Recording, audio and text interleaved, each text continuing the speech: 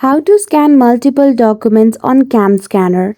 In this video, I will show you how can you easily scan documents on CamScanner application.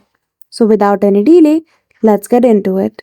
For that, firstly open CamScanner application on your mobile device. After you do so, you will see a little camera icon at the right bottom corner. Simply click on it and now camera will open. In this screen, you need to click the picture of your document which you want to scan. Simply click on this circle in the middle and click the picture. After that, now CamScanner will crop out the important part from your document and scan only the necessary parts. Once you think the crop part is okay for you, simply click on tick and choose any filter which you want.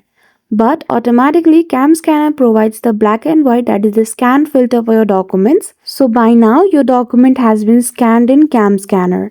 I will show you an example of a document. As you can see, this is a document which was scanned in CamScanner application. So that's it. That is how easily you can scan your multiple documents in CamScanner. So I hope you found this video helpful.